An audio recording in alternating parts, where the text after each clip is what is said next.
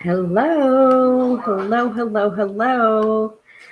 All right, let me do a quick tech check, make sure that everything is working properly and correctly, and that we are actually live and broadcasting to the tube of you and the Book of Face before we do intros or anything else. So let me do that really, really quickly first, and then we will get into tonight's episode, which is another unboxing episode. The good people at Llewellyn sent me a big box of decks, tarot decks, a Kipper deck, an Oracle deck, I think. God, how many? I think it was at least 3 tarot decks, a Kipper deck, and an Oracle deck. I don't know. I don't know. So if you're already familiar and you have been watching my social media over the last month, you may know that I pull a card of the day almost every day for the deck that I'm working with. And I usually will work with a deck for about a month's time, pulling card of the day and getting to know that deck before I start using it with clients, if I feel moved or motivated to use it with clients. So last month, December, we used the Yuletide Tarot for card of the day pulls, and it was the deck of the month for December.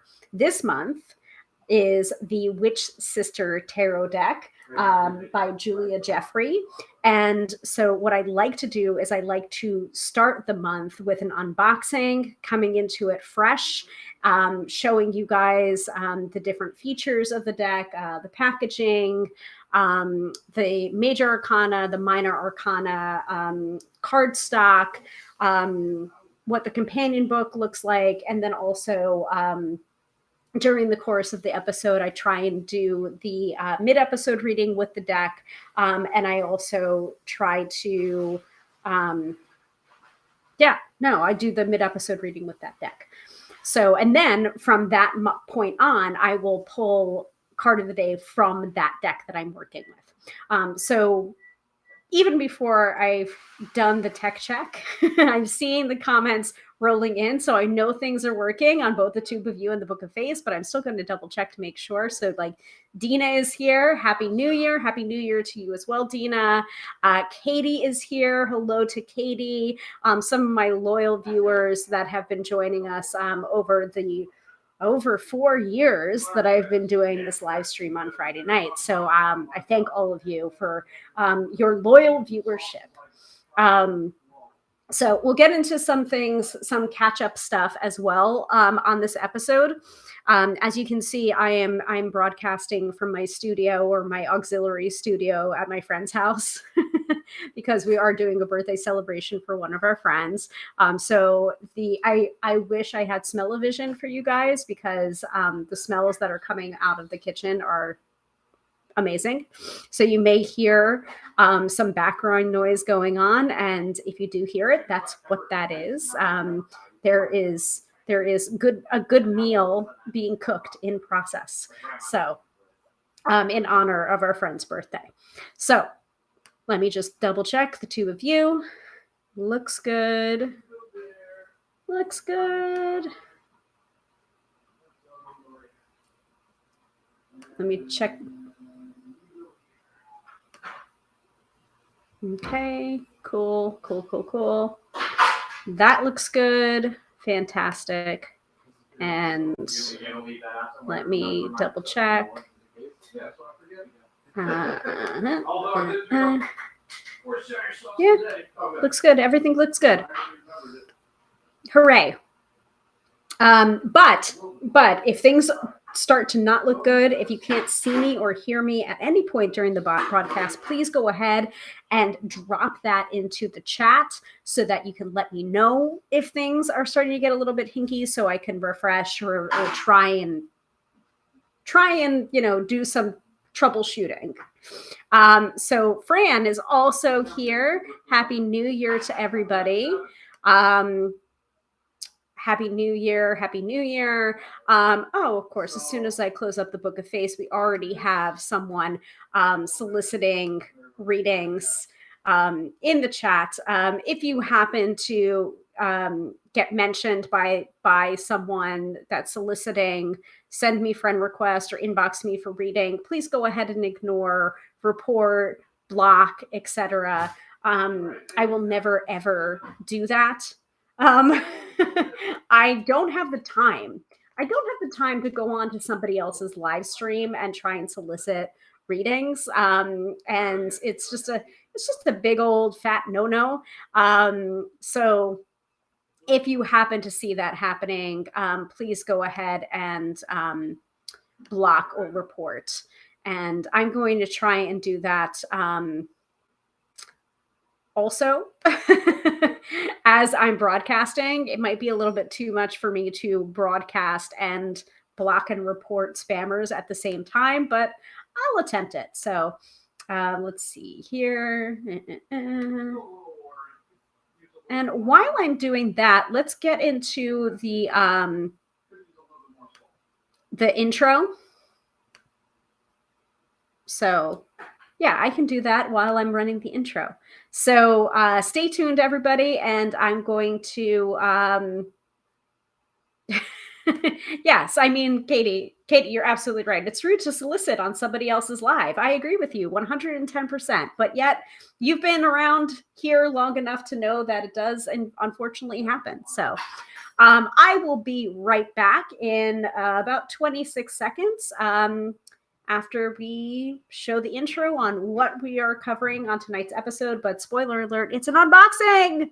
It's an unboxing. It's a fresh unboxing. You know I love doing these, and I hope you enjoy watching them. But we got the Witch Sister here, and if you see that shine, it's because the plastic wrapping is still on it. So I have my snizzers, and actually you guys can choose which snizzers that I use because I brought two, and I of course didn't bring that out of my bag before starting, but like I got them here. Hold on. I got them. So I think we should do my spiky gothy embroidery scissors to do this unboxing because I think it just fits with the Witch Sister tarot vibe. Hold on. Let me be like an influencer and put, see? Or we can do my pelican ones too. Your choice. Anyway, more on that after we do the intro.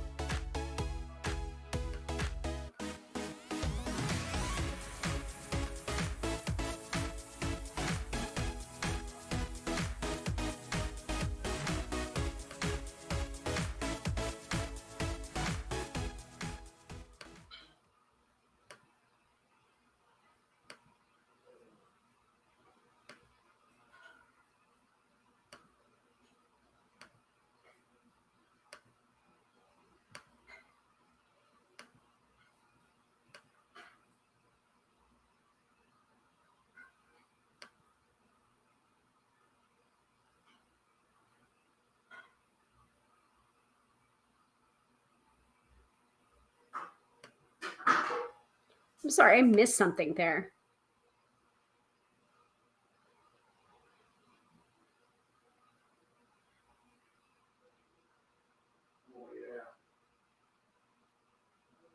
What's up, Fran?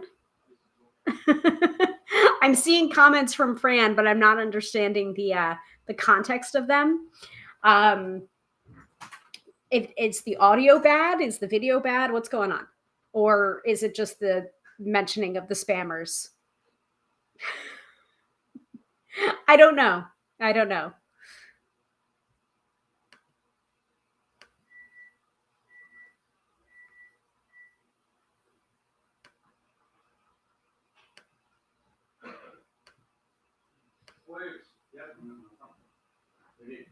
Oh, okay, cool.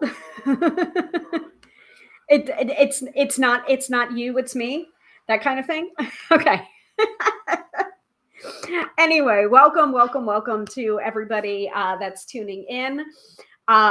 for the unboxing of the Witch Sister Tarot, which is tonight's topic for the live stream. Thank you all for your patience as I took a couple of weeks off from the live stream and also from my podcast. I am back triumphantly for the year 2024, and I did produce a new episode of the Tarot by Hilary podcast entitled, gosh, I guess it's episode 45, which I can't believe. Like, that's kind of nuts that I've done 45 episodes of my own podcast. I mean, it's still a surprise to me with Card Slingers Coast to Coast that we're over episode, like, what was it, episode 90, episode 91. It's still kind of amazing to me that we've done that many episodes and we haven't gotten sick of each other, and you guys haven't gotten sick of us, which is really nice. But episode 45 of my podcast was that I produced today is entitled "A Hypothetical Dog Ate My Podcast," which is basically kind of an excuse episode, but also not an excuse episode, if that makes sense, where I talk a little bit about my hiatus from doing podcast episodes or producing podcast episodes weekly, and some of the reasons why, but also, you know, giving myself massive compassion for that and, you know, honoring the rest cycles. Oh, wow. So Fran's saying, I was saying you win for spiky, snippy tools, and I missed all the letters. Oh, I was just like, yeah, what is Fran trying to say here? Yeah, I think we got to go with this. But you know, I think I have a third pair of embroidery scissors as well somewhere or other, but like, yeah, I think we got to go with my gothy ones for Witch Sister. Like, look, it's a natural combination that I think we have to honor. So wow. And speaking of spammers, like, geez, there's a lot of spam stuff happening. Like, happy 2024, like, go away spammers. Spoke a little bit about this in the podcast episode where it's just like, I'm kind of in my villain era at this point, where it's just like anyone's opinions are kind of like going into the wood chipper at this point, where it's just like, I don't care. Like, it is that kind of like, fuck it all. What did Melissa say in the episode? I think she said something to the effect of the fuck it 40s, and sure, like, let's go with that. So wow. And report comment.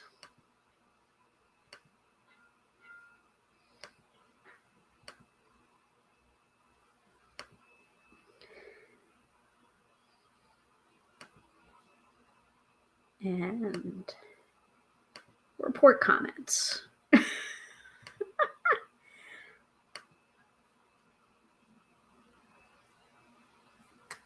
I'm just going to keep this open in the background because, man,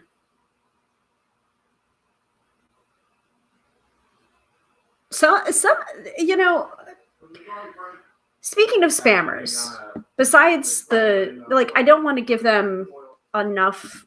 I don't want to give them any airtime, but at the same time, it's just like, at least be creative about what you're messaging people or what your comments are, because we have, like, the glut of them are Grand Rising beloved, I feel called to give you a reading, message me, or something to that effect, right? And then there's another person that is writing entire paragraphs to random people and then copying and pasting it to the next person. Like, be creative. But I guess that's something that they're lacking because they're doing this kind of shit. Anyway, so if you have never tuned into an episode, there are three main pillars of the episodes that I do. One is doing the astrology or reading some of the astrology for Friday, Saturday, and Sunday from Teresa Reed's excellent AstroBiz Digest, which renews. I have it renew automatically every year in January, and I have been like subscribing to this service for, I don't know, the last 5 years, 6 years, however long she's been doing it is how long I've been subscribed to it. It is geared towards entrepreneurs and business owners, but I found it to be incredibly helpful in planning my personal life as well. So this is something that I usually will read for Friday, Saturday, and Sunday, so that I give you a taste of what Teresa Reed is doing, so that you, with the encouragement or the hope that you subscribe to the AstroBiz Digest for yourself. So that's how we start the episodes. And then we have the main topic of the episode. Tonight, we're doing another unboxing from Llewellyn. Thank you very much, Llewellyn, for sending me these decks. And I have food coming at me. Oh, gosh, hot. Aha! Oh, my God. All right, so this is the end of the episode because I want to eat everything that's in there. Man, that's good. Good job, Brendo. That's excellent. That was like a roast potato with seasonings on it. It's going to be one of those episodes where I have food just handed off to me, and I'm not complaining about it at all. So where was I before I got distracted by potatoes? So main crux of tonight's episode is the unboxing of the Witch Sister Tarot, which Llewellyn was nice enough to send me. So thank you, Llewellyn. So we'll get to that in a moment. The food, we all heard that evil laugh. And the food torment. I know. There's pork chops, there's roast potatoes. My husband also is learning how to make garlic bread. So I'm very excited about all of it. And then I'm also drinking a super soft IPA from Sloop Brewing Company, which is like one of my favorite IPAs. I'm not really a huge IPA person, but this one is nice and citrusy and smooth and not too hoppy on the back end. So cheers, everybody. Okay. So unboxing. In the middle episode of the episode, we'll have a mid-episode reading. Most likely, it'll be 3/4 of the way through the episode reading, because we will do it with the Witch Sister Tarot. By the way, I am going to warn anyone that is going to submit their name or their comment for the mid-episode reading. I have a feeling that the Witch Sister Tarot is going to be like hard. Like, I have a feeling that our asses are going to be collectively kicked this month, with this deck being the deck of the month. So fair warning, if you do throw your hat into the ring for the mid-episode reading, it might be a tough love kind of reading. And if you're familiar at all with my work, you're going to be asking yourself, well, how is that different from any other reading that you give, Hilary? And to that, I would say, I don't know. Maybe even harsher. I have no idea. So mid-episode reading, then we will finish off the unboxing, and then we will end the episode with the weekend forecast, which is either a tarot card or an oracle card, to get the read of the energy of the weekend. So you can go into the energy of the weekend, or the weekend itself, prepared, not scared. So that sounds good to everybody. Give me a hell yeah in the chat, and we will start off with the AstroBiz Digest. Oh, and Fran says it's Katie's turn to get her ass kicked by the mid-episode reading. We'll see. We'll see. I do see that there are at least 5 people watching right now live. And by the way, if you are watching the replay. The only way to throw your hat into the ring for the mid-episode reading is by attending live. So you would have to be attending the live stream as it happens live every Friday night at 6:30 or 6:45 p.m. Eastern Standard Time. We started up at 6:50 p.m. or a little after 6:50 p.m. Eastern Standard Time, just because I knew that I had to pre-schedule this episode and allow for commuting, basically. All right. So Fran says, hell yeah. So we will get started with the AstroBiz Digest.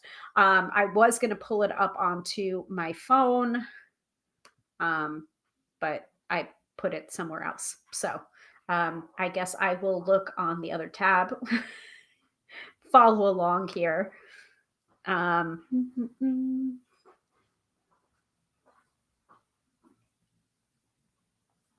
All right. And I also want to display the information about the AstroBiz Digests in case you want to subscribe for yourself. What is this? The pork. Oh my gosh. And the sauce. Pork chops with the sauce. Herb mushroom sauce. Mmm. Just so she can try it. Thanks. I'll make you my food. Of course. So, do whatever you want to do. Oh, I will. I'm okay. I'm okay. Did I kill Hilary? I don't hear her. I like mushrooms now. Oh, good. That is good to know. I'm not a huge fan of mushrooms, but that sauce is delicious. Can I have a napkin? Oh, sure.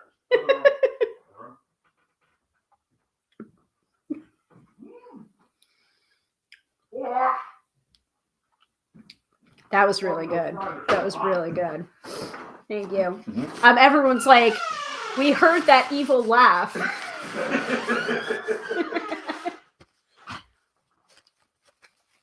I'm not sure whose laugh was deemed the evil one, but I have a feeling it's Mr. Tarot by Hilary. If it's the same laugh that you just heard just now, that's my husband. That's Mr. Tarot by Hilary. All right. So let's see. Moving this. Let me show this. And Katie is saying, Wiggles bottom at cards for the beating. Fair warning, if you happen to win the mid-episode reading, like, all bets are off. So, AstroBiz Digest, $99 for a year-long subscription. Astrology geared towards entrepreneurs and business owners, straight to your email inbox. Highly, highly recommend. And you can find it right here, thetarotlady.com/AstroBiz Digest. All right, let's go. Because I haven't even looked at the astrology this week. All I know is that Mercury is now direct. That was like the main thing that I was just like, oh, please, oh, please, oh, please. All right, we've got the monthly summary there. Okay, there's the weekly forecast. Awesome. So weekly forecast from January 1st to January 7th of 2024.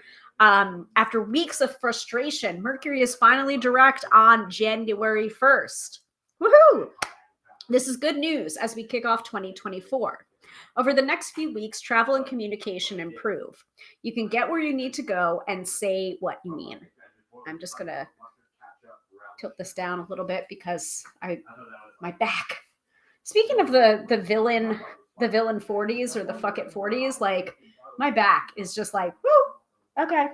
All right. So refreshing to be able to get to where you need to go and say what you mean.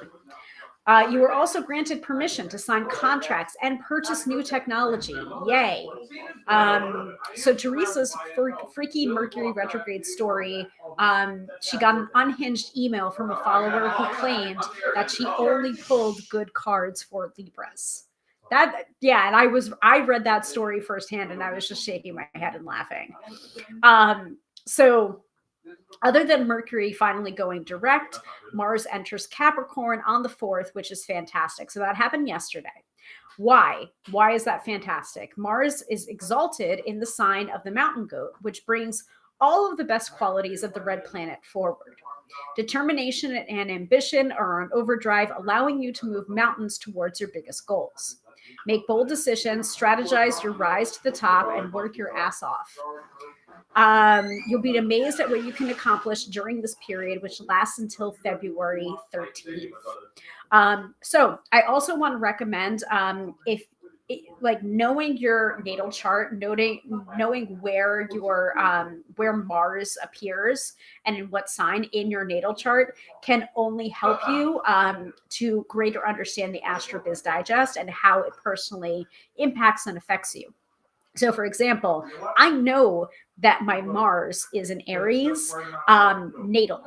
So that's my birth chart. Mars is in Aries. So having Mars being in Capricorn, I think can only help us or helps with ambition and determination and drive. It might also amplify your natal Mars in whatever sign it's in. So just be aware of that. So like I already have a really competitive nature because of my natal Mars in Aries.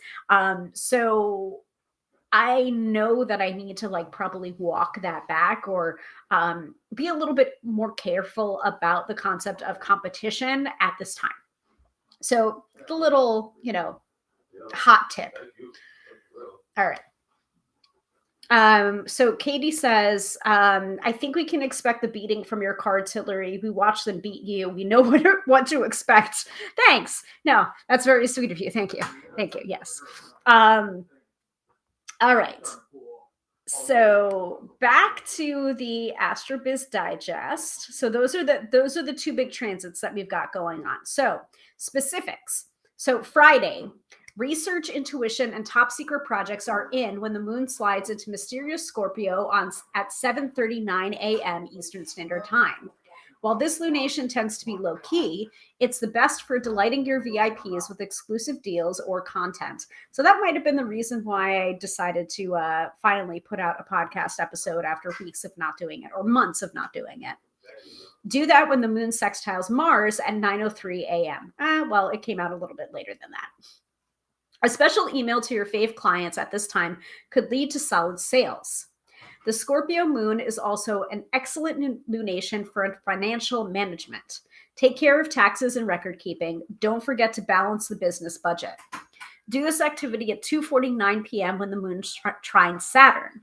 You'll be amazed at how you can sail through those tedious tasks. The evening ends on a funk when the moon opposes Jupiter, an aspect associated with stupid spending, travel woes, hypocrisy, overindulgence, and inertia. Better to shut down and rest if you want to avoid trouble. So today, Friday, January 5th, is a power day for Scorpio and a weekday for Taurus. And I'm going to pause there before we get into Saturday and Sunday because I was handed garlic bread and a napkin. So hold, please.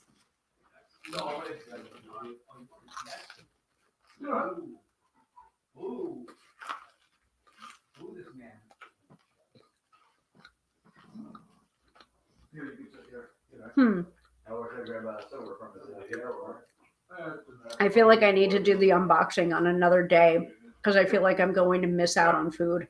You can use a plastic fork if you want, but the knife you definitely need. Whatever you want to. I'm only slightly kidding about that. This garlic bread is really good.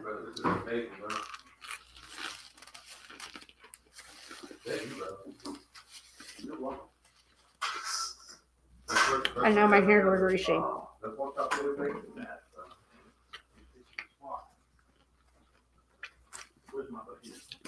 Oh my God, that was so good.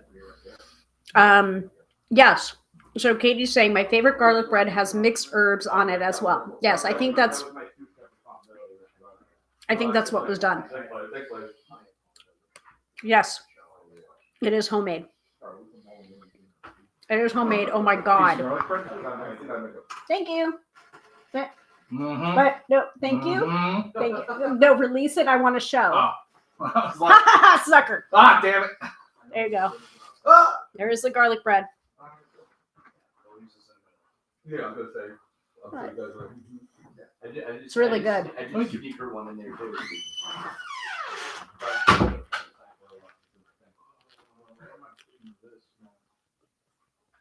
These are not done. I was gonna do them later.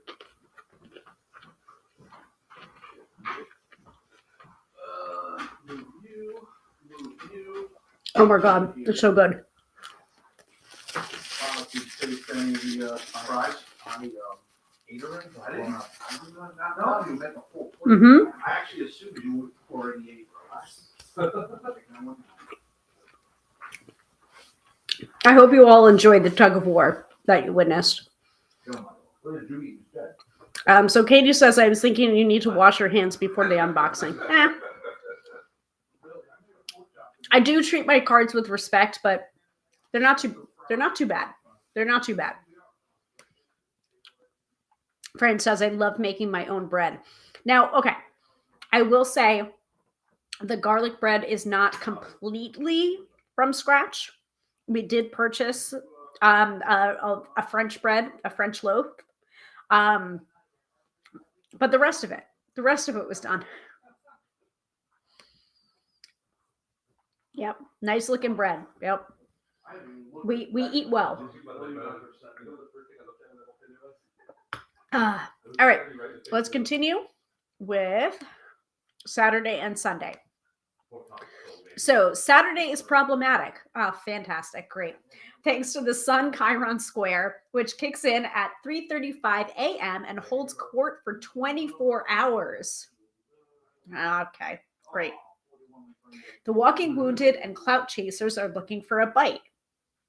Add the potential for shit disturbers kicking up dust when the moon opposes Uranus, and you're in for an aggravating day overall. Sunday fares better, beginning with a moon Neptune trine at 7:21 a.m. This enhances business intuition and creativity.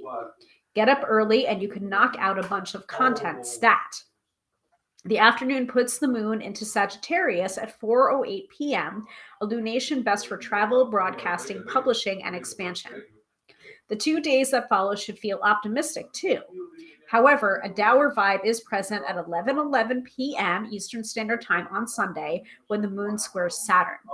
If you think you should be working at that hour, I'd say nope to that idea. So Saturday and Sunday are both power days for Scorpio and weekdays for Taurus. So actually this entire weekend are power days for Scorpio and weekdays for Taurus. Friday, Saturday, and Sunday. All right, before we move into, huh? Would you like a plate? Yeah, if you could put one to the side. Thank you.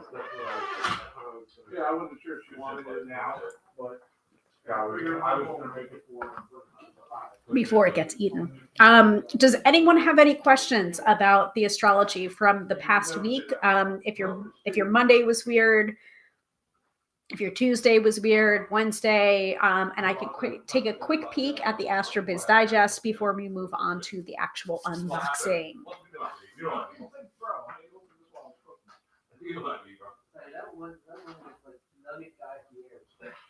Well, it's funny is like, we've known that for the longest time.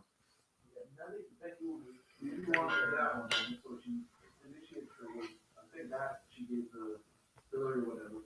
And then I'm cleaning up the next day, I come down and they're both just sitting there. I'm like, what are you doing for 15 minutes? What do you call that? The McNugget thing.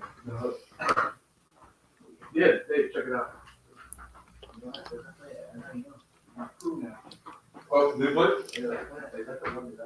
All right. Yes, exactly.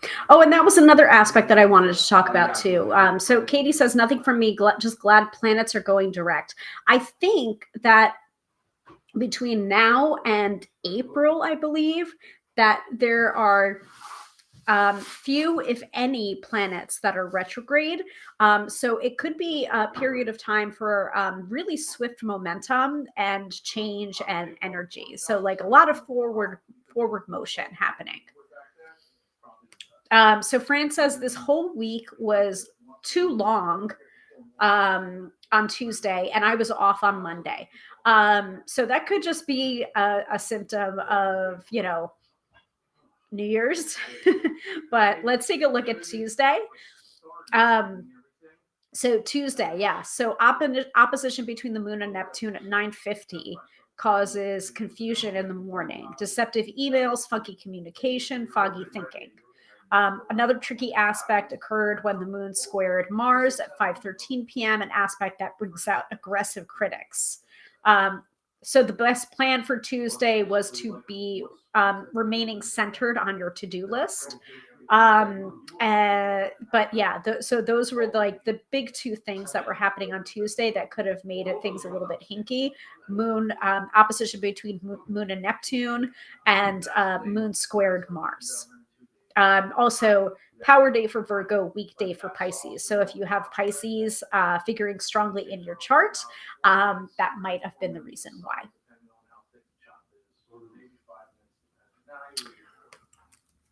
Flip it over, so you gotta think 8 minutes for the batch you're doing. Yeah. I hope that makes sense, Fred. The sauce should take no more than like 10, 15 minutes. Like that's with putting everything in, letting it cook. Add some more stuff, stirring, then letting it simmer and everything. And so basically, I was able to calculate. I could do that whole thing by the time these are done. And noodles, this is what I do. If you're making noodles and anything else, do the noodle water first. Get that boiling. Oh yeah, I guess. And here's the thing: if you're not ready to put the noodles in, once the water's boiling, just turn it down to the lowest setting you have. Yeah, because it'll keep the molecules moving. It won't be. Yeah. Mm-hmm. And then you can, and then all you have to do is turn it back on high whenever you need it. Yeah, I do much simpler shit than you. But like, Sorry, I trailed off there. I was dealing with another spammer. Not necessarily someone soliciting, but someone that, was calling me the devil. See, notice my different reaction. Like I am reacting in such a different way to those kinds of comments, where it's just like, okay, like, interesting. That's interesting that you feel that way. But also I'm like not putting up with that shit either. So anyway, we might get a lot of that tonight, considering that we are unboxing the Witch Sister Tarot. So let's just embrace it, get into it. I get those kind of comments anyway because I'm a tarot reader, not just because I'm a witch. Just so happens that I'm both. I'm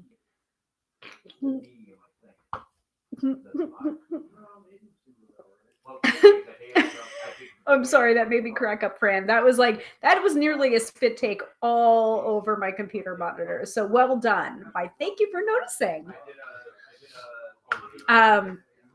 And Dina says the devil eats garlic bread.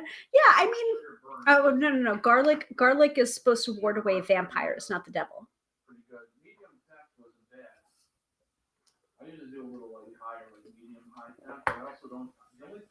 Anywho, let's unbox this deck, shall we? So I am taking the advice and using my goth scissors, my Wednesday Addams scissors, and we are going to pierce and pull.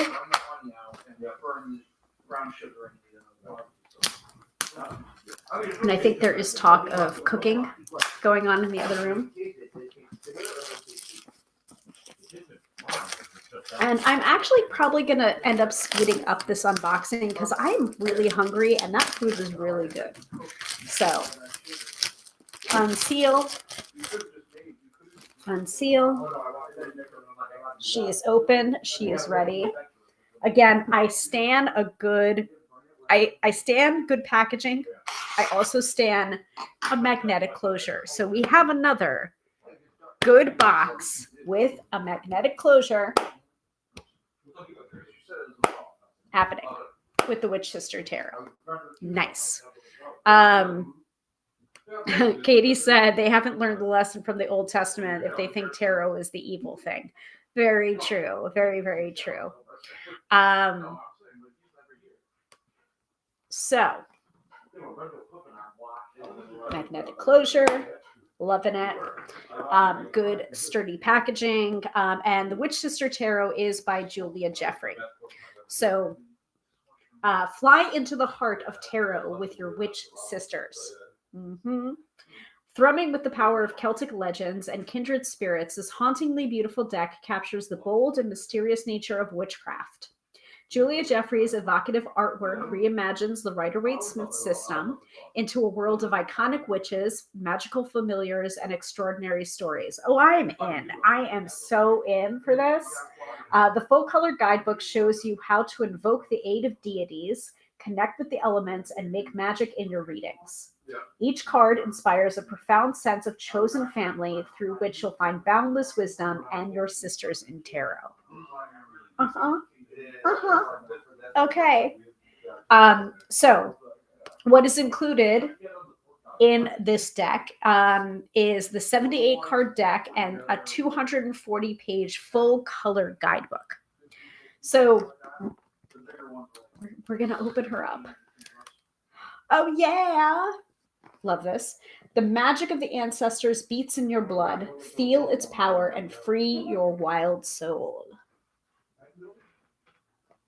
Right? Katie says, sounds awesome. Beautiful. And then the name of the guidebook is Taking Flight with Your Witch Sisters. Again, little ribbon here. Made in almost exactly the same way as the Yuletide Tarot, which I appreciate. Put everything together in a nice handy box, both the companion book and the deck itself. So we're going to put her down over here. And then we have sealed in here Fool card. So we're starting with the Fool card. And that also needs to be unwrapped carefully.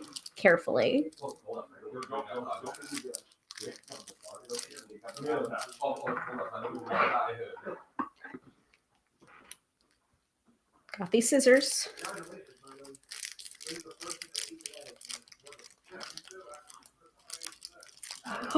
Oh, I love the backs.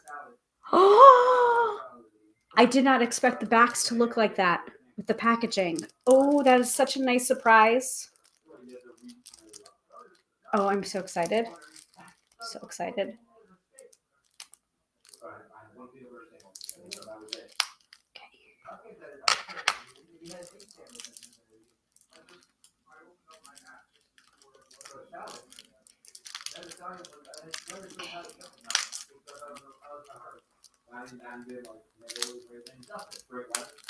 Nice ASMR moment here.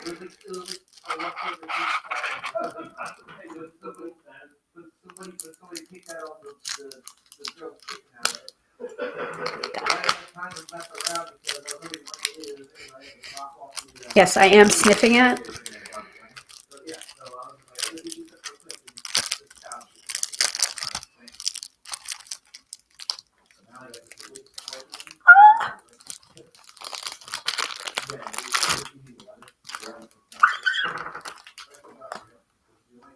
Oh my God.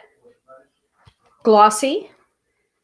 First impressions. And so this is the reason why I love doing the unboxings live when it's like fresh out of the box. Like literally you are seeing me unwrap the cellophane, unwrap the plastic wrapping, and getting like my true first impressions. Like the cardstock. I like the weight of it. Glossy finish on the back and also the front. I immediately wanted to shuffle these, but I know I can't put these not yet because we need to go through them in order. But I like it. I like it. So I do like the cardstock. It might feel a little bit thinner than I'm used to, but I can deal with it. I can deal with it. All right, so let's go through Major Arcana first. We may need to consult with the guidebook, and this is also something that I really recommend when you're working with a deck for the first time. Even if you're new to tarot, or even if you're not so new to tarot, having a guidebook that was written by the same person that like created the artwork is super, super helpful, because you kind of get a glimpse into the reasoning, like why they did what they did, why they chose this particular imagery for that particular tarot card. So I am going to be consulting the guidebook quite a bit, especially if it goes along a theme. Like, for example, Witch Sister Tarot, it's Celtic. It's Celtic in nature, according to the back cover blurb. Celtic legends and kindred spirits. So invoking the aid of deities, connecting with the elements, making magic in your readings. This is something that the guidebook is going to help you with, especially if you're confused and you don't know who is on the Fool card. Could it be a novice who's learning? Could it be a depiction of a Celtic deity or goddess? I don't know. I would have to look at the guidebook. But this is part of the reason why I say like the guidebook can be super, super helpful for you when you're learning a new deck, even if you're not new to tarot. Learning a new deck and understanding why that deck creator did what they did, guidebook's going to be really helpful for you in that. So, let's see. Setting out, the gathering. Here's the Major Arcana.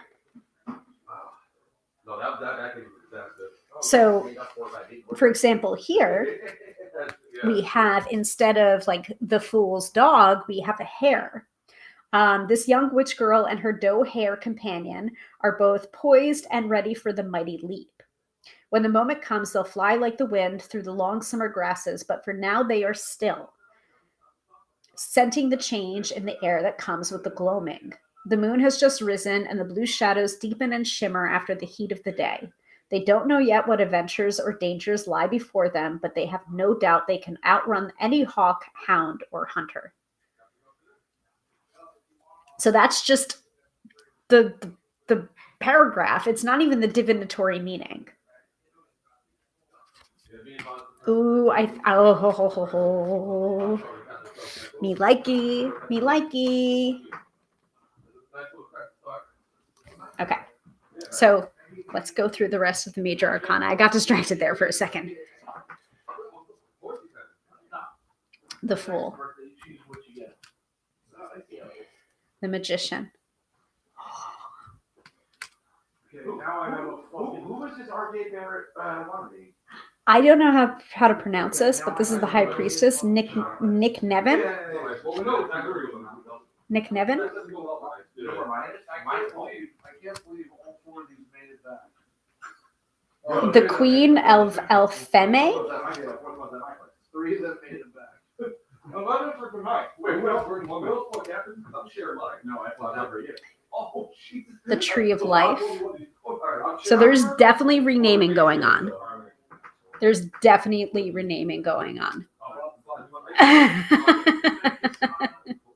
Fran says, just stop. I know, right? I know. Definitely renaming going on. Ooh, the tradition. So instead of the Hierophant, it's the tradition. The Lovers.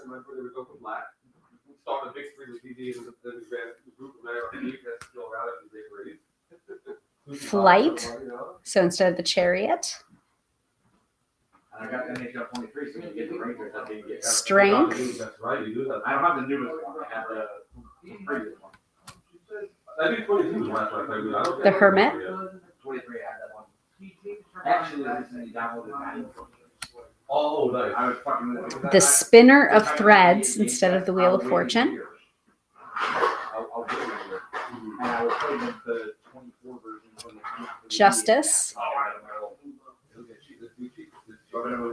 So traditional numbering also going on here for Rider-Waite Smith. So 8 is still strength, 11 is still justice. Initiation is the hanged man. Nice reframing. I like that. I respect that. Death.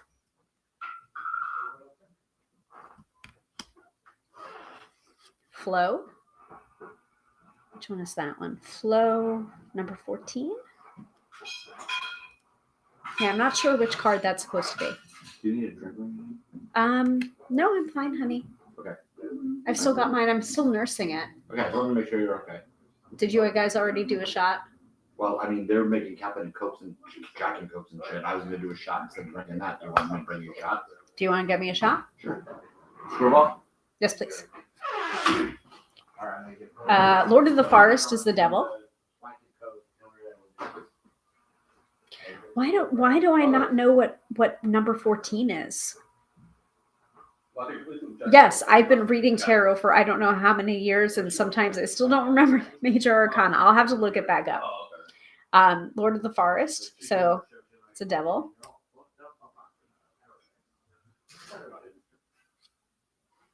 Elfstroke. Elfstroke has to be the tower.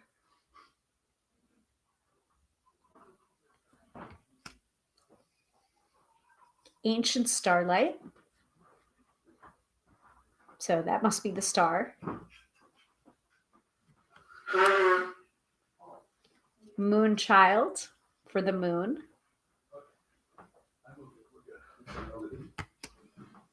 The sun. The sun.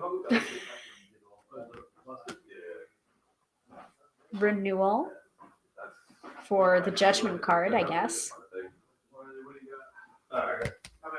And the land for the world. Wow.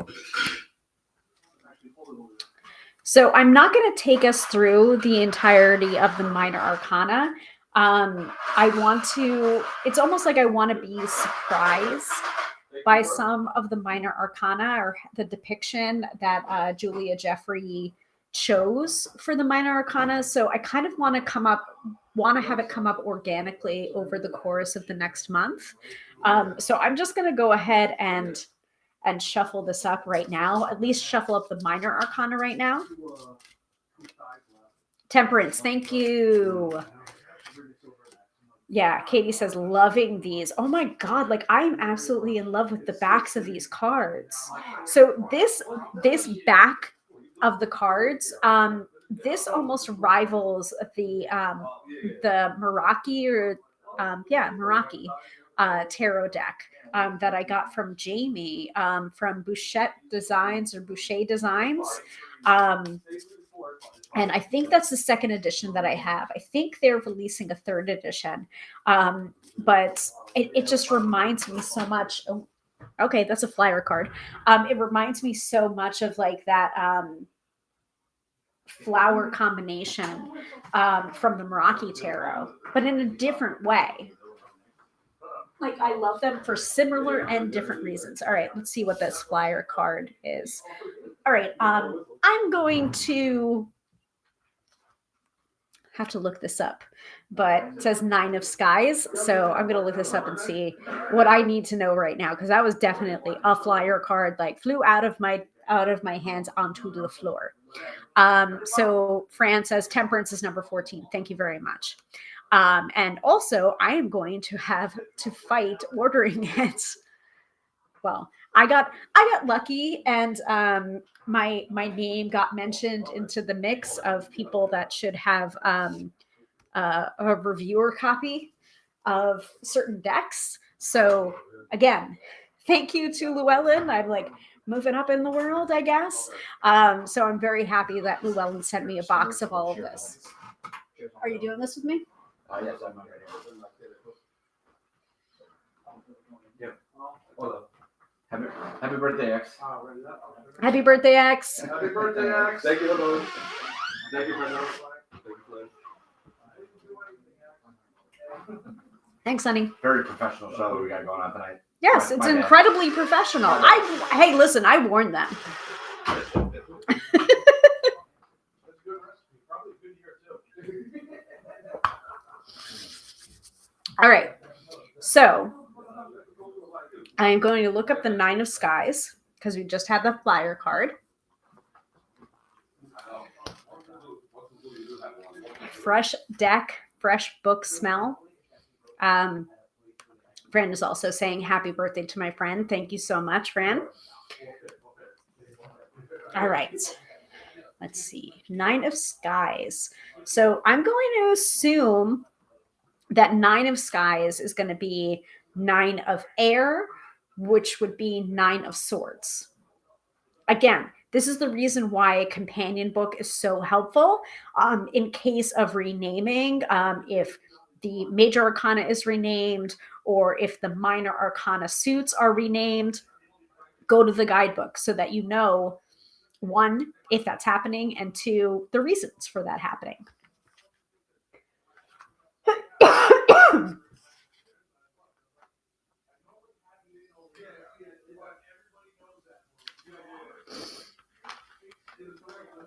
Yep, skies are closest to the suit of swords in the more traditional tarot deck.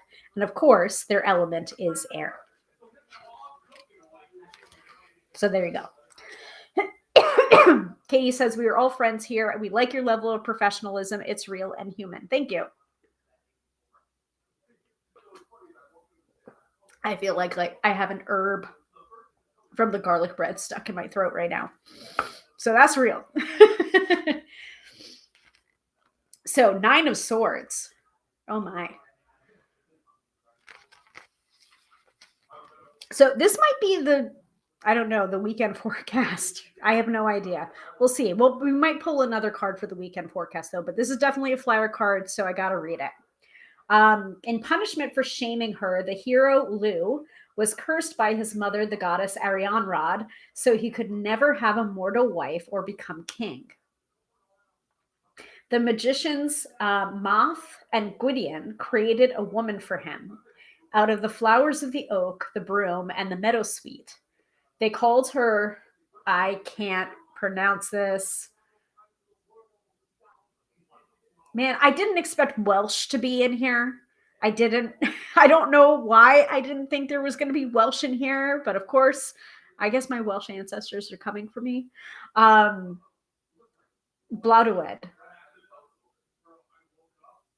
Gosh, I hope that's the right pronunciation, meaning flower face. But the word is also an ancient name for the owl. Blodeuwedd was never asked if she loved Lu or wanted to be his wife. One day she met the hunter Gran Pebir. Again, I'm butchering my Welsh. I'm really sorry. I'm so sorry. I should have kept up with my Welsh when I was younger, and I didn't. Sorry. And the two of them really did fall in love. The lovers plotted to kill Lu, who could only be killed in very particular, seemingly impossible circumstances, so that they could be together. Their plan succeeded, but the magicians found them, killed Granua, and turned Blodeuwedd into an owl.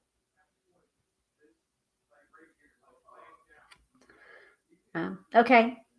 So the divinatory meeting, sometimes we have a vision and all we want to do is take to the skies and soar toward it, but life gets its hooks into us in 1,000 little ways, tangles us up, and bars our path. Like Blodeuwedd, brought into being purely to serve Lu's purposes and to help ensure his kingship, we can feel robbed of control in what matters most to us, and this can make us turn cruel and savage. But in truth, we always have choices. The sky is limitless and full of light. Given time, we can find our way without needing to tear ourselves or others apart. Yeah, I feel like that's a message for me.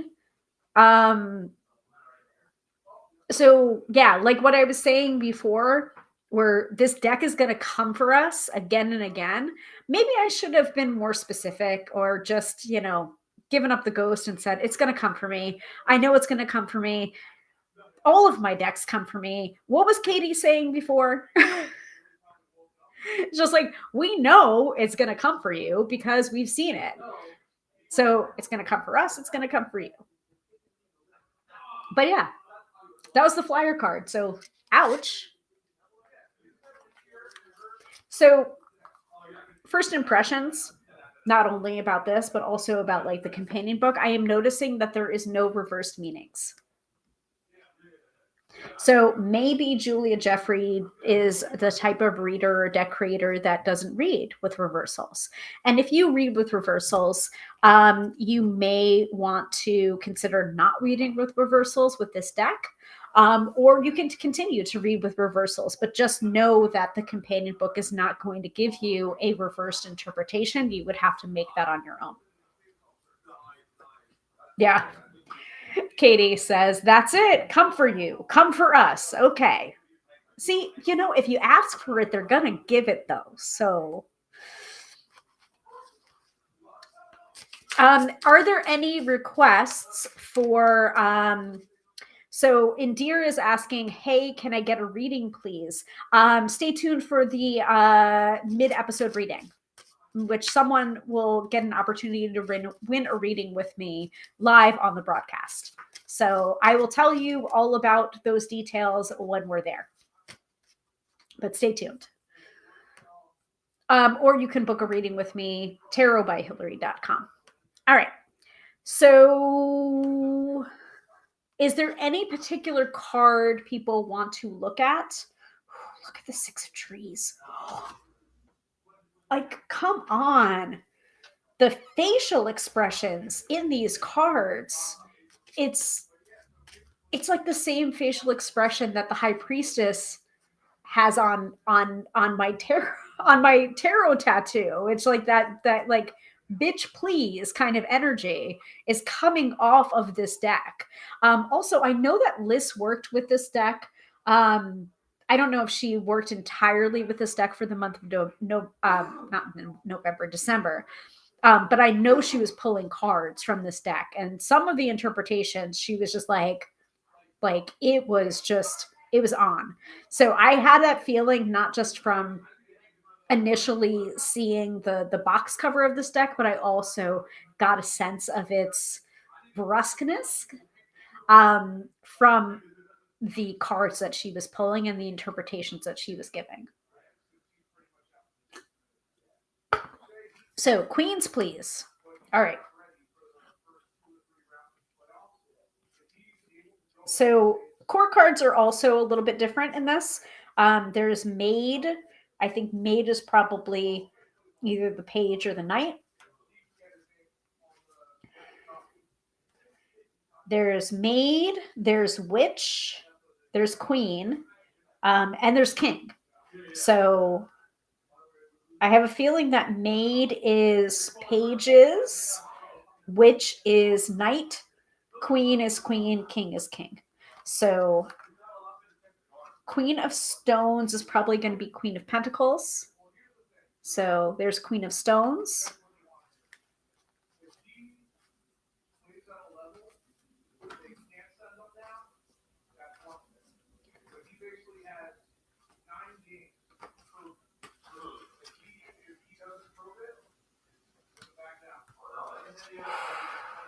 Queen of Swords, Queen of Skies.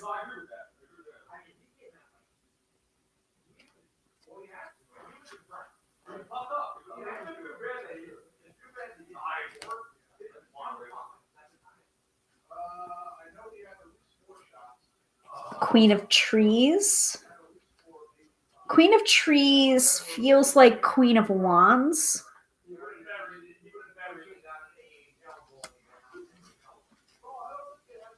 And Queen of Waters. So that would be Queen of Cups. Queen of Waters is really pretty. So there are the queens. Dina says 5 of air. So 5 of skies.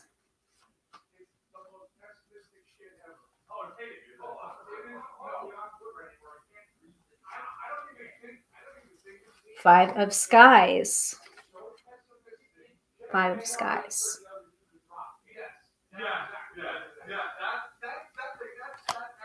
Any other requests? I may work with this deck entirely upright. I might not do reversals this time around. We'll see.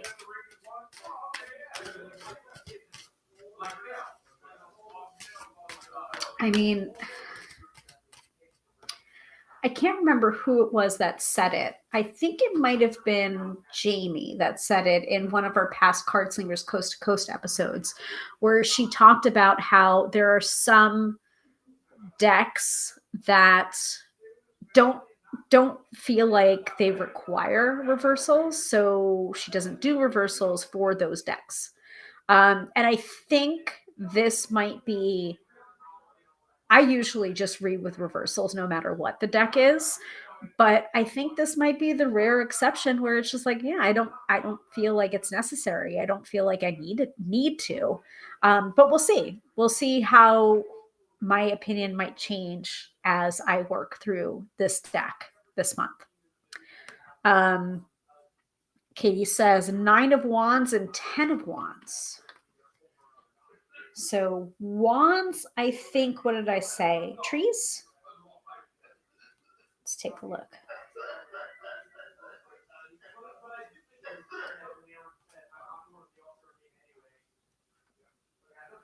Nine of Wands, 10 of Wands.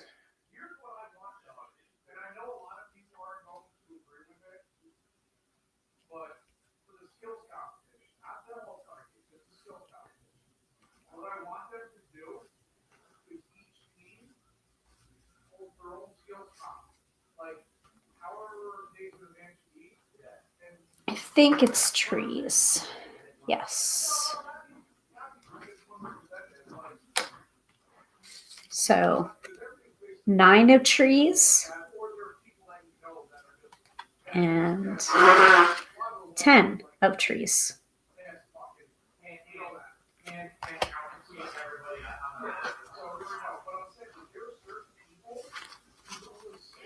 All right, I'm going to mix these back in.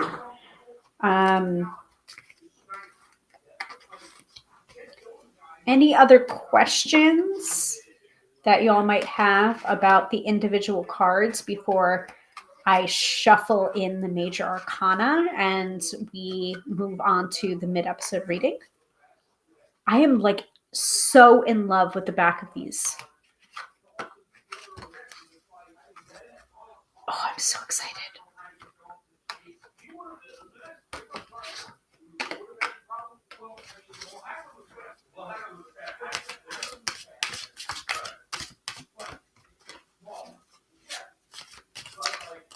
They feel good. They feel really good to shuffle too.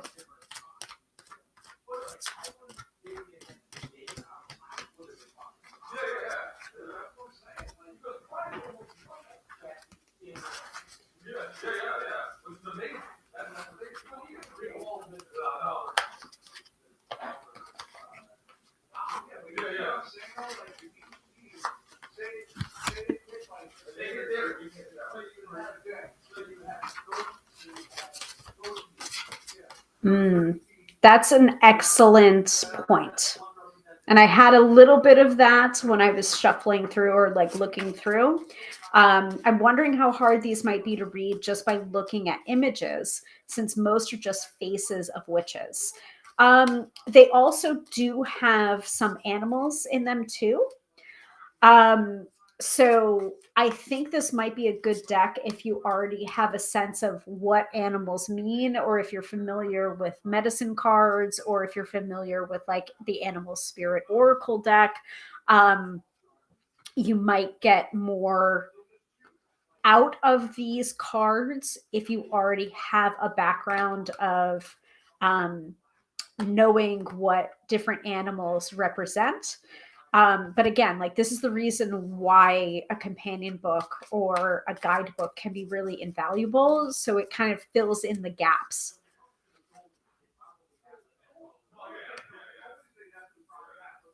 So Katie says, I like to read from just the images to see what jumps out. So that's why I'm thinking about it. Yeah. Yeah. And I don't know, I might be a weirdo when it comes to tarot, but I have, I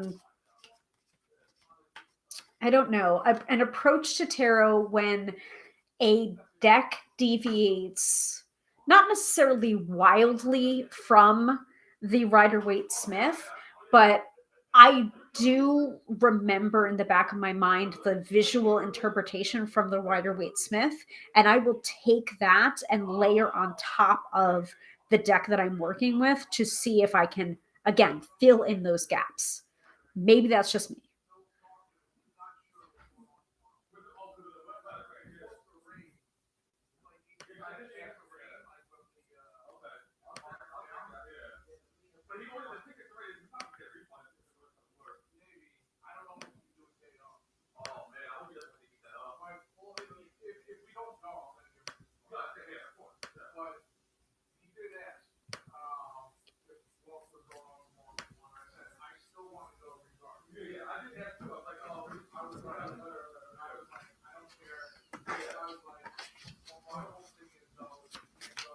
And by the way, if I'm being quiet, it's only because I am integrating the major arcana into the minor arcana and shuffling every like 3 cards. I like add in 3 cards into different areas of the stack, and then I'm shuffling.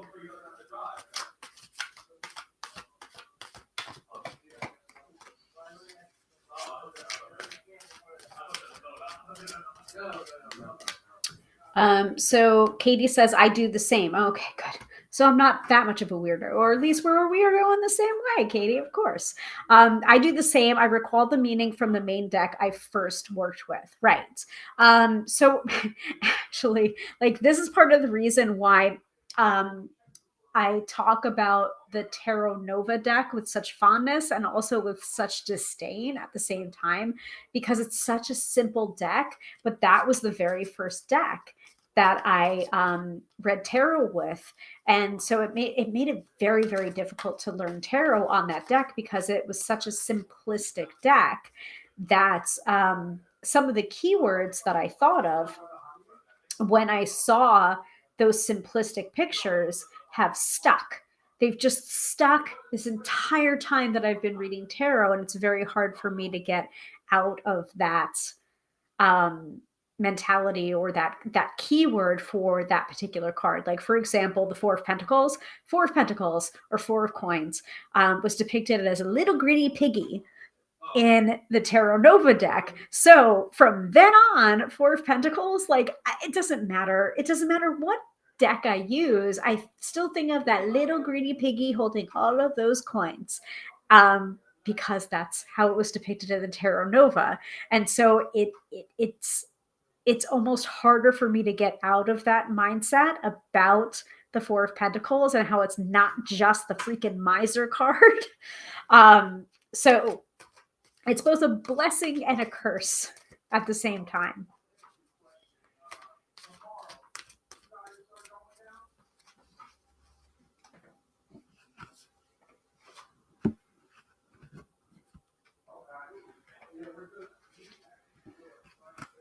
Yep, greedy little piggy. Greedy little piggy. I can't help it.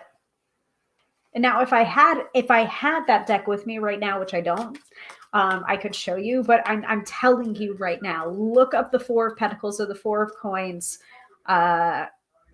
Tarot Nova deck, and you'll see what I mean.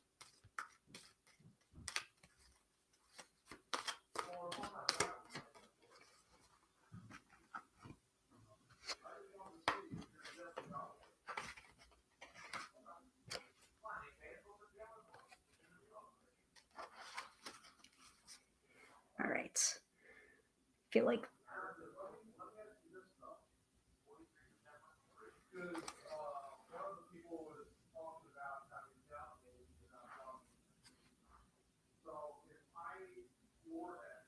okay. Better put on my noise canceling so I can't hear anything. Hopefully, I mean, you guys will probably hear everything, but All right, we are shuffled, we are integrated. Katie says, where mine was the quite busy image from the Mythic Tarot, but had the best application of story to minor arcana. Yes, that is the strength of the Mythic. That makes it easier to remember life's journey when using them. Yes, yeah. Having that story running through each of the suits of the minor arcana is definitely the Mythic Tarot's strength. Like for example, like the suit of wands, I think is the story of Jason and the Argonauts, if I'm or is it the Golden Fleece? I cannot remember for the life of me. I've never worked with the Mythic Tarot.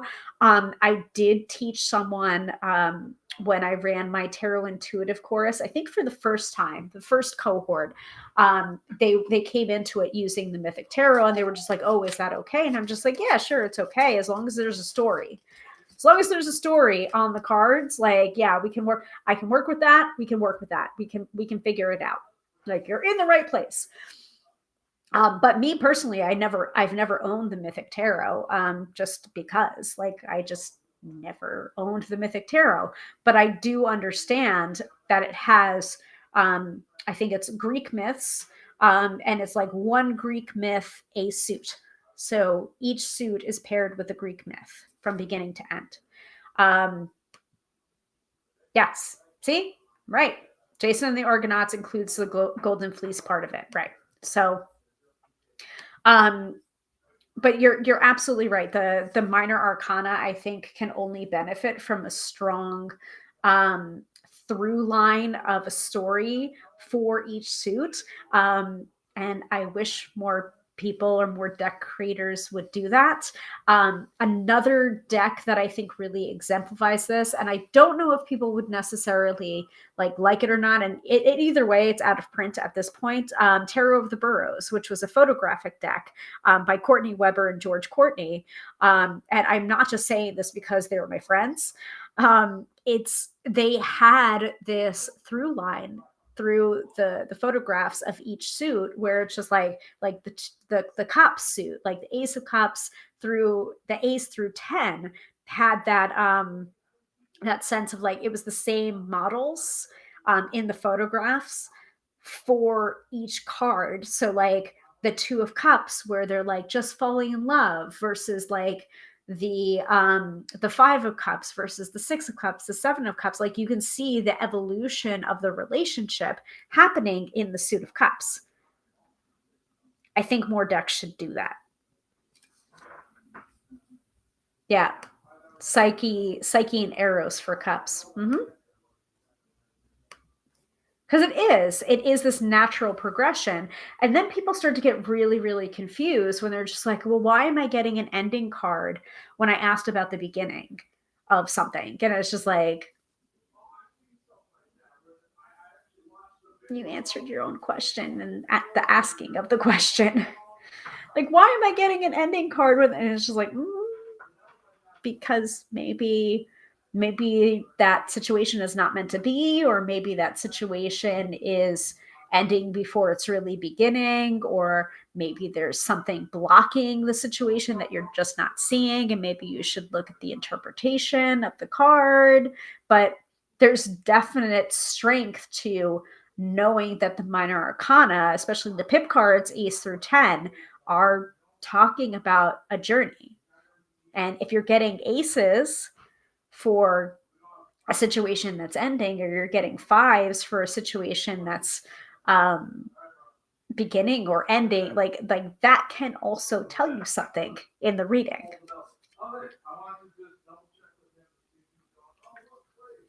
I swear, this is only my first beer. I swear. All right. Do we want to do the mid-episode reading or the 3/4 of the way through the episode reading? Let's do that.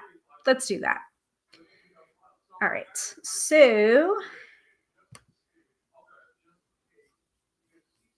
do this. Wait for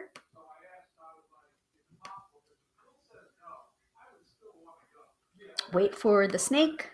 Wait for the lottery jar.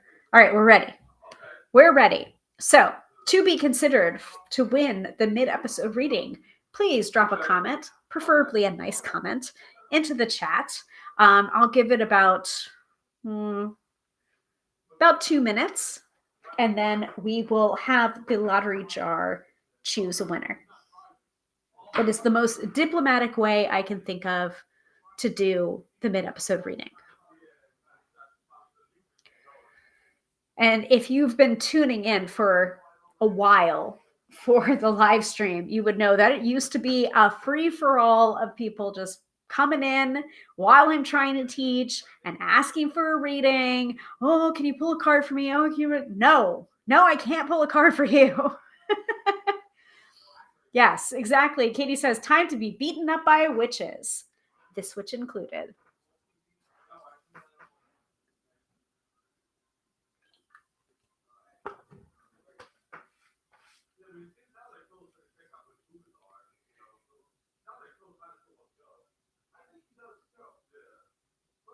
There's been a lot of comments in here too. Like when I've been trailing off, just know it's because I've been having to deal with either spam comments or Bible thumping comments or you're the devil comments. And, to some degree, I'll leave them up.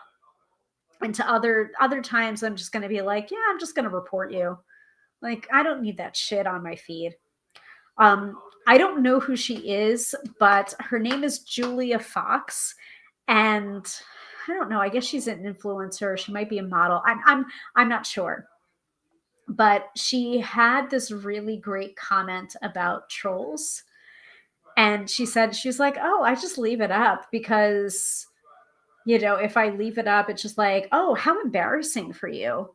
How embarrassing for you to speak that way in a public sphere. How embarrassing." I'm just like, oh my God, I love this person. Like, who are you? Where have you been all of my life? But I guess I didn't need that message until I needed that message. So.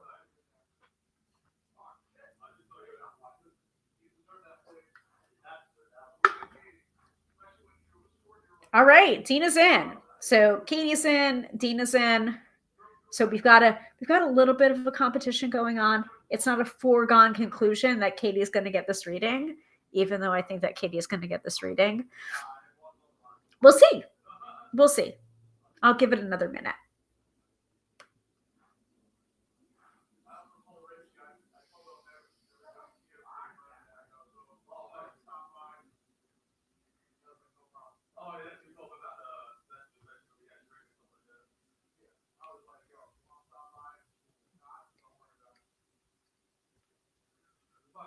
She sounds cool, whoever she is. Yeah, look her up, Julia Fox.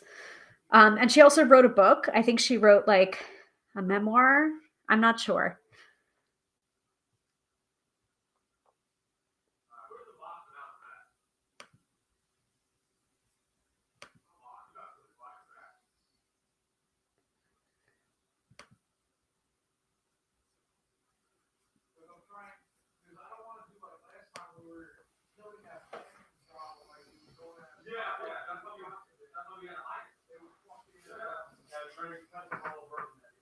All right. Another 10 seconds, and then I'm going to go ahead and choose a winner.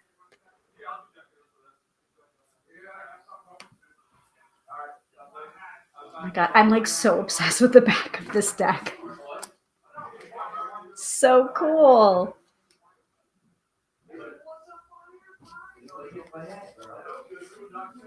All right. I'm shuffling. I'm ready. Woo! All right. Are we ready to pick a winner?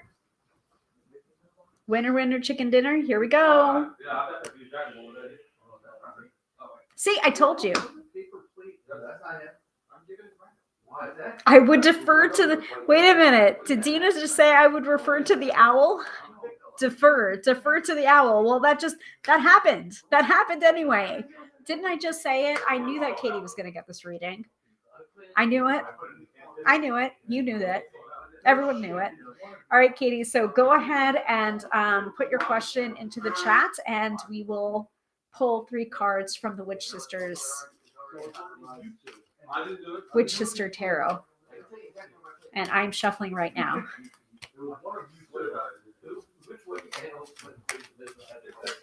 And then I think we will pull a weekend forecast and be done with the unboxing.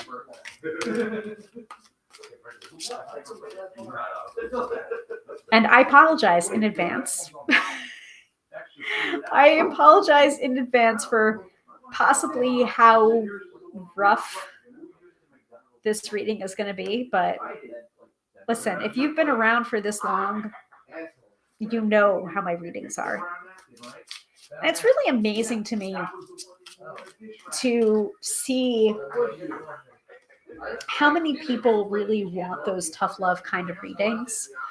And I really thought that was going to be my weakness, not my strength. Like the fact that I can't sugarcoat something, that turns out to be my gift rather than something that I need to fix. So, okay. Oh boy. Like, do you really want to do this? Do you really want to do this? Okay. So Katie is asking, what do I need to know right now? Please and thank you. I expect a beating, LOL.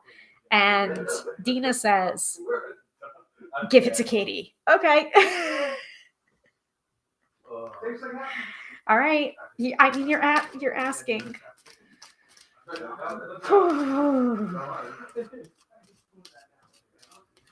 What do you need to know? Yeah, Katie says people sometimes just need to know the hard truth. It's true. It's true. What does Katie need to know right now?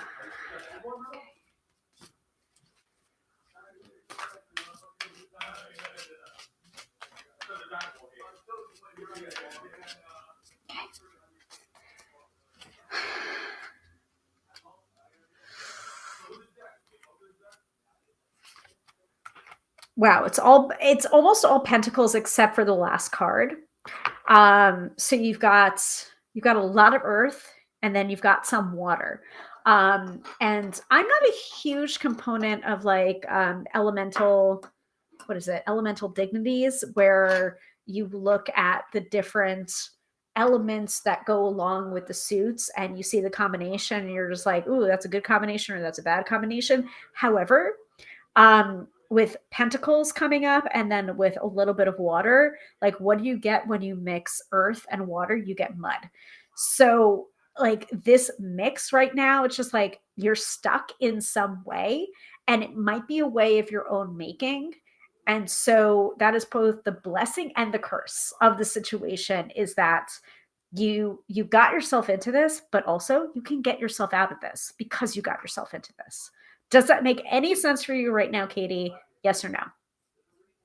And Katie says, thanks, Dee. You can enjoy my beating. Okay. So that's just an initial impression of the cards that are coming up. I will hold up each card and I'll tell you what it means, basically. For this, I'm going to do my own interpretations first, so that I am not unduly influenced by the companion book, and then I'm going to go to the companion book. So first of all, you're getting the Six of Stones, so Six of Pentacles. You're getting the Maid of Stones, which would be the Page of Pentacles, and then you're getting the Two of Waters, which would be the Two of Cups. And Katie says, yes, that makes sense. Okay, cool. Mud, yes. Mud can make mud houses, so take a positive view. Yes, exactly. So first impressions for this Six of Stones, like I don't know necessarily how this Six of Stones relates to the Six of Pentacles with like distribution of resources, but it's just like there's this fierceness here. So I'm going to try and attempt to basically read in the way that I would read but also with the thing in the back of my mind that you said, where it's just like, how difficult would this be to read with, considering it's just it's witch faces, basically. I'm going to attempt it. So I'm reading into the looks on their faces, the expressions on their faces, and this is one of fierceness.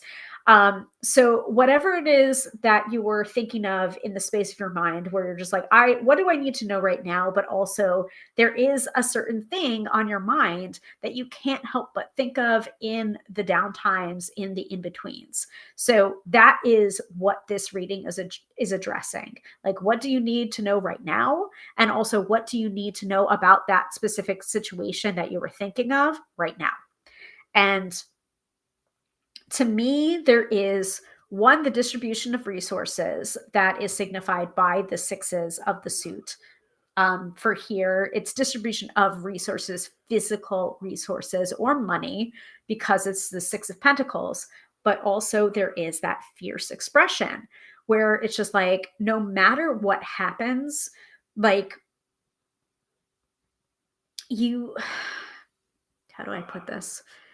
I feel like you have been shying away from your fierceness, and you need to start to tap into your fierceness. There is a defensiveness that is there, but there is also a reason for that defensiveness. And that is what sustains you, basically. Like, tap into that. Tap into this fierceness, because I feel like that is going to be that secret sauce that helps you, where it's just like I'm not one to be fucked around with. Like, lean into that. It's not going to gain you friends necessarily, but it is going to get the job done. Number one. Second card, you have the Maid of Stones. So you have the Page of Pentacles.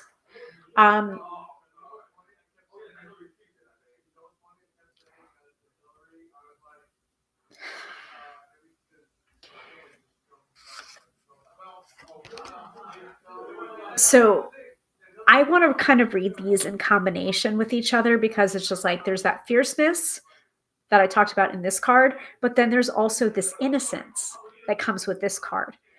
And I feel like there are certain people in the situation that are seeing you not as who you are, but who you represent to them, or that you are the daughter of, or you are the sister of, or you are the cousin of, instead of you are you.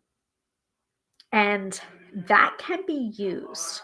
That can be used to either your advantage or your disadvantage. So why not use it to your advantage? Again, not traditional readings of any of these cards. I'm just going with my gut here. And then finally, you have the Two of Waters. This is really interesting because there is like this play on the mirror, and whatever it was that you asked about, besides, what do I need to know right now? There is some mirror work that needs to happen, whether it's you're doing EFT in the mirror, where you're actually looking into your eyes as you're doing it. But there's something to this where it's just like it is that phrase, the mirror has two faces.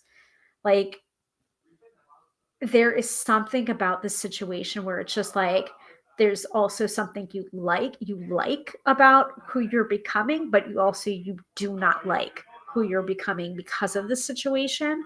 So you need to find the balance point in between that.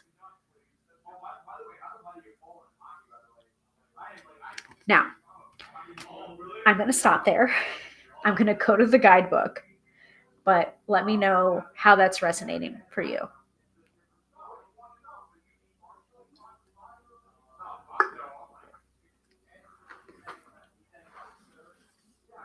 I warned you guys. Like, Jesus. Like, again, thank you. Thank you for the honor of letting me read for you in a public space, because some of this can be deeply personal and triggering. And geez, like, well, okay.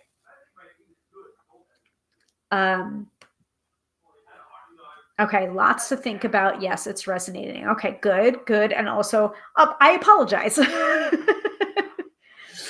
Okay, so let's go to the guidebook. Because I don't know if I was harsher or less harsh than what the guidebook is going to say. Good grief.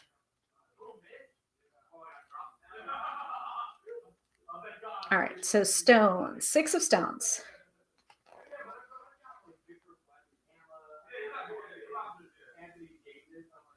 I'm just going to go with the divinatory meanings for this, but there's more. This card is based in the spiral carvings of Scotland. And Katie says plenty unconscious and subconscious effort to be worked on. Okay, cool. So divinatory meaning for this card right here. When we feel a sense of strong connection, it's unmistakable. It thrums through our whole body and sings in our blood. That feeling of union might happen with a person or with a place, but when we feel it bone deep. The 6 of Stones speaks to us of that sort of powerful link. Such experiences can feel like they are happening outside of ordinary time. There is an eternal or transcendent atmosphere surrounding them. The major arcana cards governing the 6s are the Lovers and Elf Stroke, telling us that elemental passions may be stirred here and that encounter may hit us like a lightning bolt.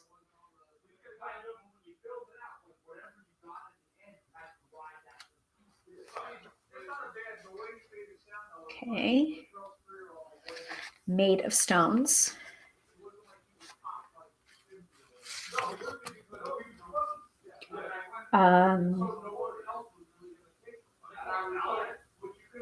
The young Maid of Stones is close to the earth in every sense, including literally. She has not yet grown very far up from it, and this suits her. She likes to wriggle her toes in the mud, to bend and kneel easily, to see what green shoots thrust up through the loam, or what creatures rustle in the grasses, constantly feeling the rhythms of the land pulsing up through her body. This is a patient soul, content to take her time, yet gifted with surprising insight. She finds deep fascination in small and seemingly humble things, seeing the true richness of all life. Her steadiness of purpose will serve her well. In time, she will master the lore and skills that she studies, and her strength will grow and grow. Her heart is constant, and she is a loyal and true friend.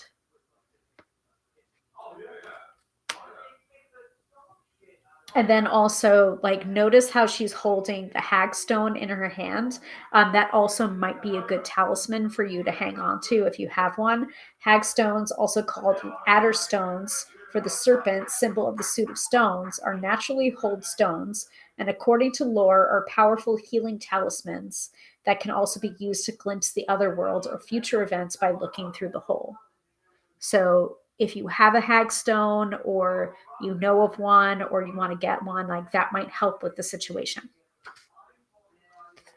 And then finally, the 2 of Waters, which would be the 2 of Cups.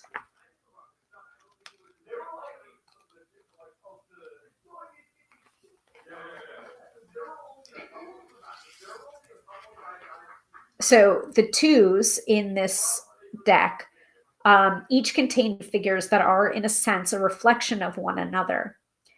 In the 2 of Waters, that quality of mirroring is intensified by the elements.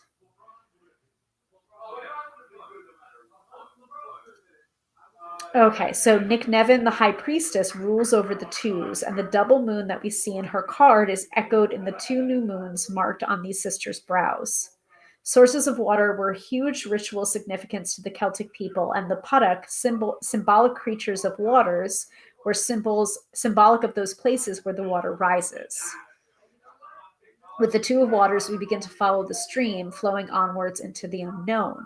The divinatory meaning for this card is when we share a drink with someone, it changes things and something new begins, whether it's a cup of tea, a glass of wine, or water from a sacred pool. There can be a sacramental quality to the act, particularly with the first shared drink. Things between us begin to flow more freely. We become aware of how close we are and of the shape and the spaces between us. The Two of Waters represents a meeting. We could be encountering a new friend or collaborative partner, or feeling the first trickle and splash of potential romance. Or we could be getting to know an aspect of ourselves afresh. So Katie says that actually adds to what you've already said. It makes sense to me. Mud reference again, too. Jeez. So there you go. Like, that's what you need to know right now. Good grief. Again, thank you for volunteering to be read for filth from this deck. And I have a feeling we have much more of that in store for us this month. God help us all.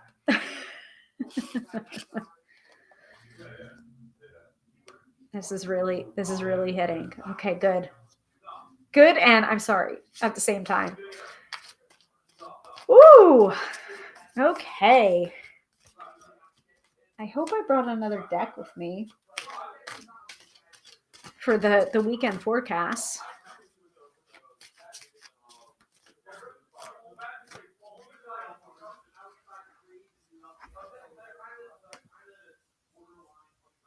Thank you. I really appreciate that reading. You're very, very welcome, Katie. I don't know. I had a feeling it was going to happen. Oh my goodness, guys! I brought an oracle deck, an affirmation deck. I think we need an affirmation deck after that. I brought it.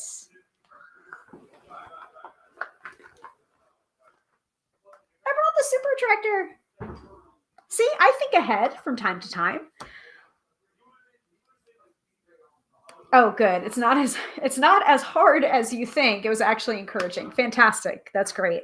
I don't know. There was a little bit of, is this message for me or is this message for her kind of thing going on here? So good. I'm glad it was helpful and it was not as harsh, I guess. So let's do the weekend forecast, and then I'm going to go and join in the festivities and eat something to ground myself, because I am feeling like a space cadet after that reading. Sometimes what happens. So go ahead and close that. And take off the snaky widget. I also do want to say, if you're enjoying this, if you're enjoying, the mid-episode reading, you're enjoying the unboxing, you're just enjoying the camaraderie, please feel free to subscribe, to like this video, to click the bell for notifications when I go live. It's mostly going to be Friday nights. I would really appreciate it. And if you would like to book a reading with me, you can do so at tarotbyhilary.com. All right, let us do, and also a reminder that we do this every Friday night, 6:30 p.m. Eastern Standard Time, sometimes 6:45, sometimes 6:50, but definitely Friday evenings. Okay, let's do the weekend forecast. So we will do it from an affirmation deck, which is the Super Attractor by Gabby Bernstein, with artwork by Michaela Ezra. I love this deck. I also got called out by its sister deck, the Spirit Junkie affirmation deck, earlier today. I did not share those messages with anyone because, ouch. But what do we need to know this weekend? Besides that the Witch Sister Tarot is going to kick her ass this month. All right, this one.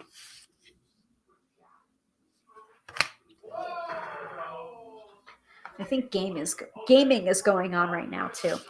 So the message for this weekend is: as soon as I choose to see the light in the dark corners, I redirect my power toward what I want. As soon as I choose to see the light in the dark corners, I redirect my power toward what I want. Now, most of the time, I will not interpret an affirmation card because it's pretty straightforward. But in this case, I want to talk a little bit about how you can't really change something until you're willing to acknowledge something. So I was actually doing a tapping with Gala Darling today about through her Cash Money Honey program. I think it was day 8, and it was about being frustrated or impatient that your manifestations weren't happening yet.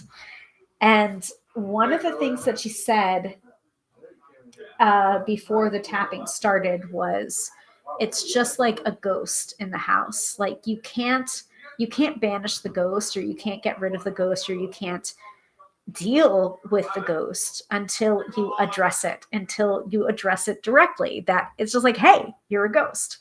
Like it's there. So too, can you not really work through something unless you're willing to acknowledge it?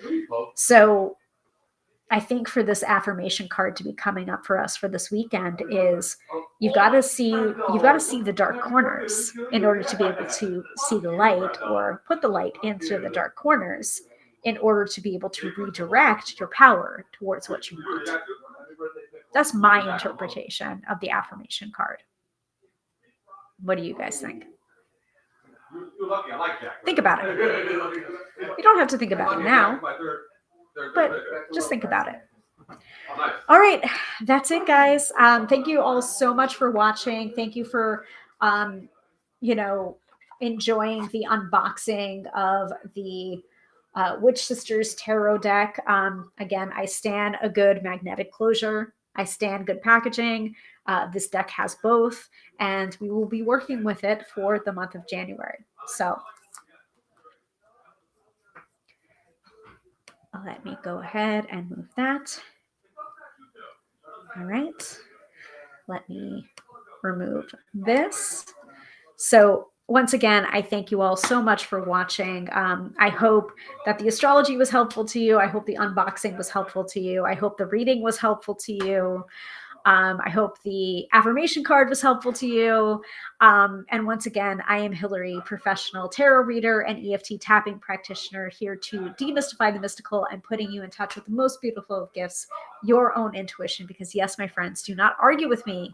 You have intuition. If you'd like to book a reading with me, tarotbyhilary.com. And, tune in next week. I had a definite idea of what I wanted to do next week. I think it might be the reading for the collective for the year 2024, if I'm remembering correctly. But yeah, we'll see. So Katie says, dark is only dark when it has no light. Shine a light on it, then it isn't dark anymore. You're absolutely right. You're right. Have a wonderful weekend, everybody. I hope to do the same. Watch out for those little prickly points in the astrology this weekend, and I will see you again next Friday.